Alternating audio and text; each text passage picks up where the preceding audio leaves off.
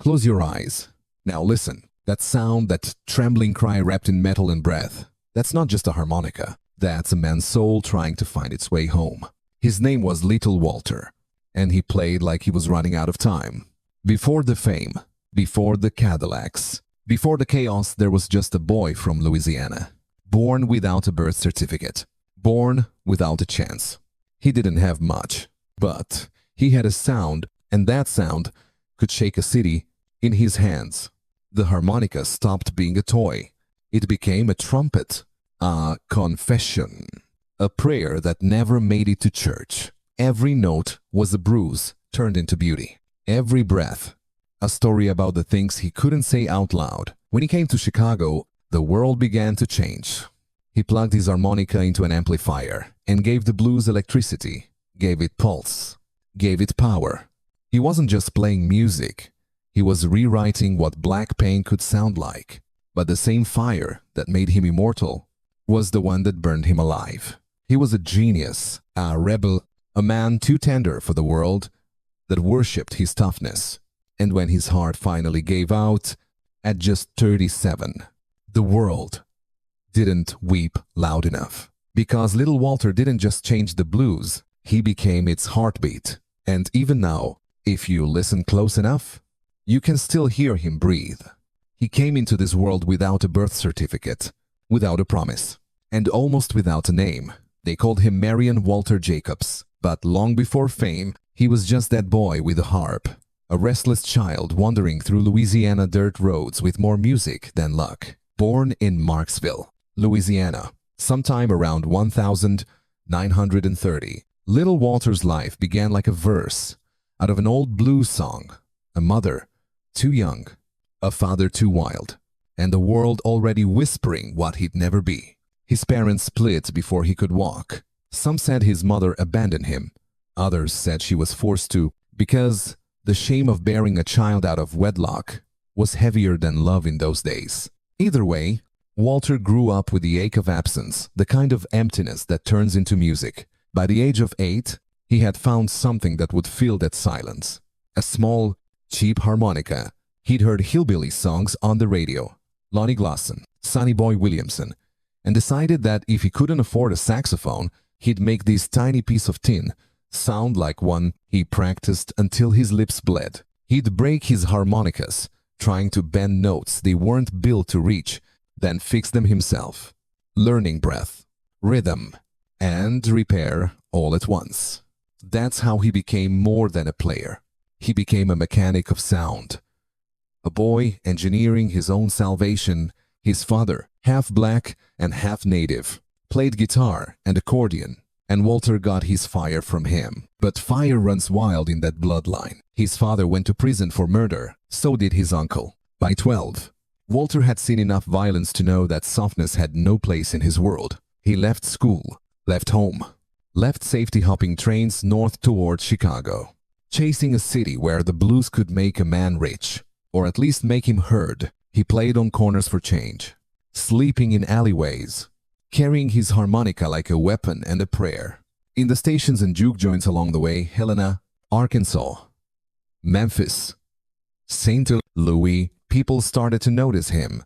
They called him Little Walter because he was young, but his sound wasn't. He could make that harmonica sound like a trumpet, like a human voice, trying not to cry. When he finally made it to Chicago, in his early teens, he took whatever work he could laundry by day, street corners by night, and in that chaos of smoke and sirens, he found his purpose.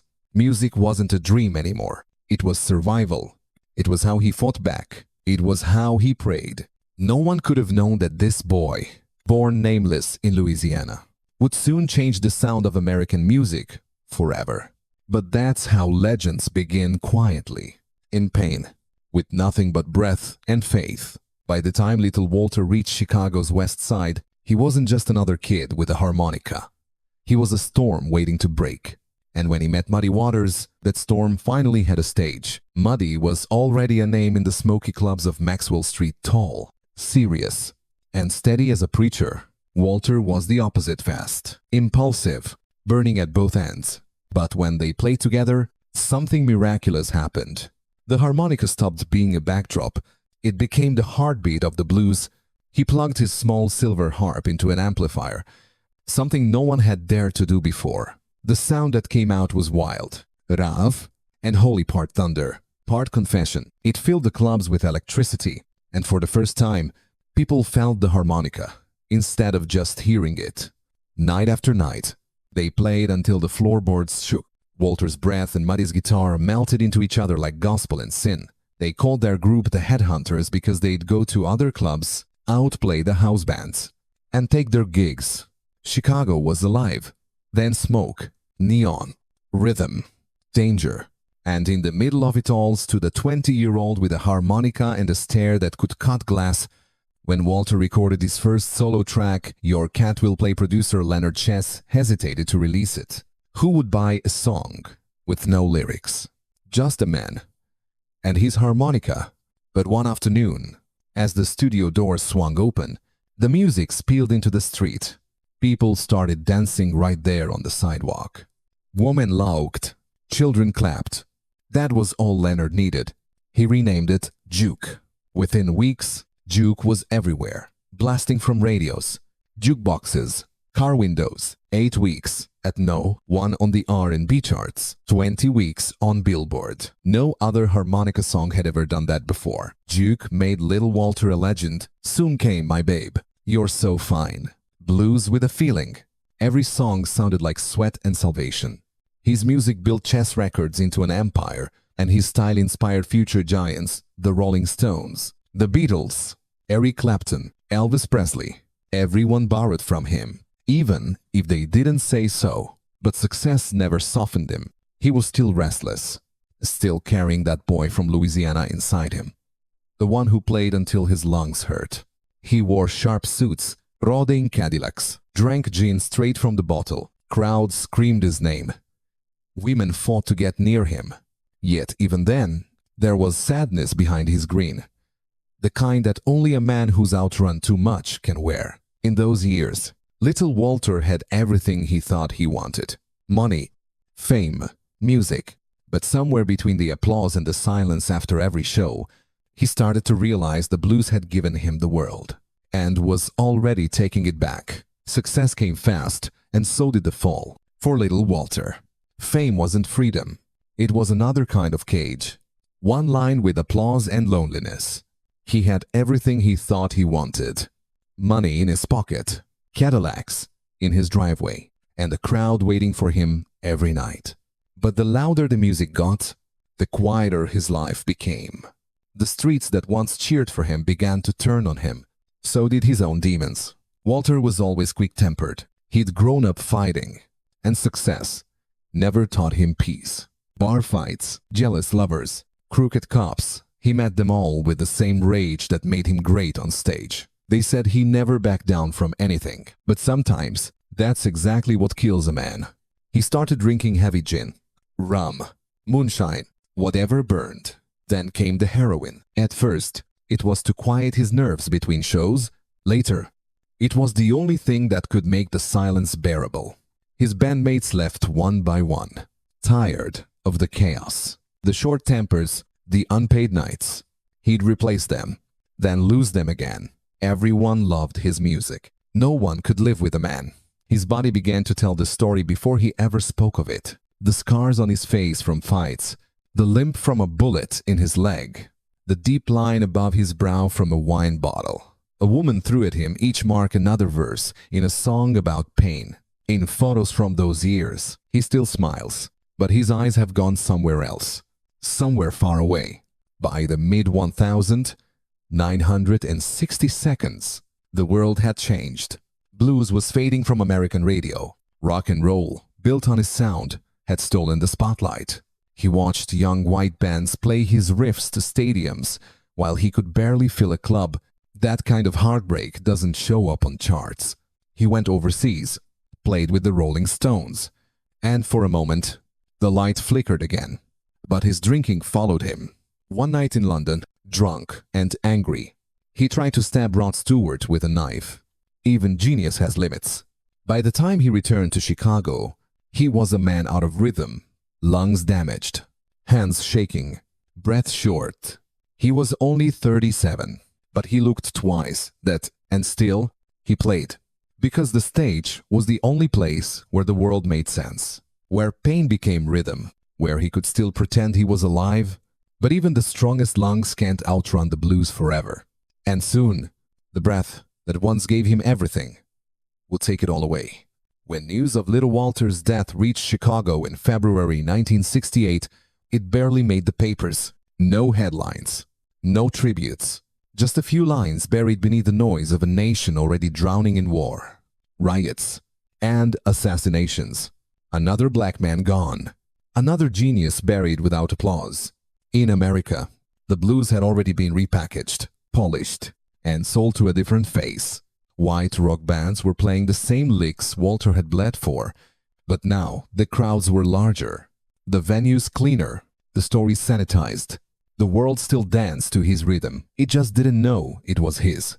That was the cruelest truth. The sound he invented, the breath that had built a new language of music, now belonged to someone else. To the Rolling Stones, Eric Clapton, Led Zeppelin, the Beatles, Elvis Presley, all of them influenced, inspired, or outright borrowing from the man the world forgot. Muddy Waters and Howlin' Wolf still carried the flame, but Walter was the ghost that haunted every note. In interviews years later, John Mayall, Mick Jagger, and Keith Richards all spoke about him like a myth. They called him the father of electric blues, the breath that made Chicago sound alive. But in the country of his birth, Walter's grave lay unmarked for more than 2 decades. No marble, no statue, just grass and silence. That's the story of so many black artists, creators of worlds that never belonged to them. They made the music that shaped America, but America never shaped a place for them. The same industry that made chess records rich barely kept its artists fed. Contracts were signed without lawyers, royalties withheld, dignity traded for studio time. The blues wasn't just a genre, it was an inheritance of struggle, a sound born from the ache of those who built everything and owned nothing. But outside America, it was different. In London, Paris, Berlin, Stockholm, people treated the blues like scripture. European students learned about Little Walter in music conservatories. Collectors hunted down every vinyl pressed with his name. British rock stars traced their roots straight back to him, calling him the man who gave music its breath. Over there, he was a legend. Back home, he was a footnote. It's a strange kind of irony that sometimes a man has to die for his country to hear him. And by the time America remembered Little Walter, it was too late to say thank you.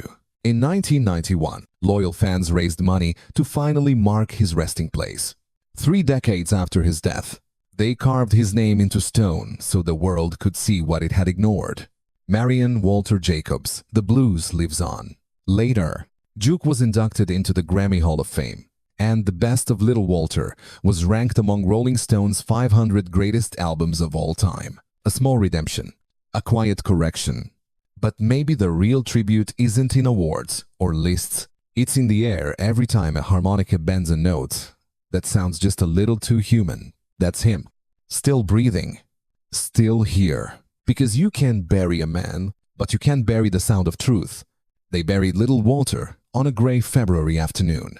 No brass band, no church choir, just a few friends, a cheap casket, and a silence that hung heavier than any song he'd ever played. The man who once made crowds scream had left this world without noise. But even then, even in death, the music didn't stop. It never does. For souls like his, because the truth is, Little Walter didn't die when they laid him in the ground. He died a little every night before that, in the bars, the back rooms, the broken moments where genius turns into exhaustion. But he also lived harder, brighter, and louder than most people ever dare. And maybe that's all art really is. A fight to live louder than your pain. In the years after his death, people tried to define him. Some said he was reckless. Some said he was doomed. But those who really listened, the ones who sat with the records, who felt that harmonica cut through their chest, they knew better. They knew that what came through that little piece of steel wasn't just sound. It was soul raw, flawed, human soul. He turned the harmonica into something holy. Before him, it was a pocket instrument, small, simple, forgettable. After him, it became a storm. He gave it lungs. He gave it grief. He gave it everything he had left to give. Every artist who ever bent a note in pain owes him something. Every kid who's ever played the blues in a small room, dreaming of being heard. That's his legacy. From Chicago to Mississippi to London, his breath still lingers, like a ghost that refuses to fade. And maybe the saddest, most beautiful thing about him is that he never learned how to separate the music from the man. He was the music, and the music, in the end, consumed him the same way fire consumes its brightest flame. But listen closely. Some nights, when the city is quiet and an old record spins, you can still hear him. A single note, drawn out just a little too long, trembling, aching, alive. That's not nostalgia. That's eternity. They said he lived fast and died young. Maybe, but legends don't die young. They die timeless. Because Little Walter didn't just play the blues. He taught the world what the blues meant. That pain can be art. That struggle can sing. That breath itself can be a revolution. So this is not a goodbye. It's a remembrance, a moment to breathe and listen and honor the man who turned a harmonica into a heartbeat. And if his story moved, you share it. Not for fame, not for numbers, but so that somewhere a young black boy with nothing but a dream might pick up a harmonica and remember that even broken lungs can still make music. He breathed pine into steel, and it came out as light.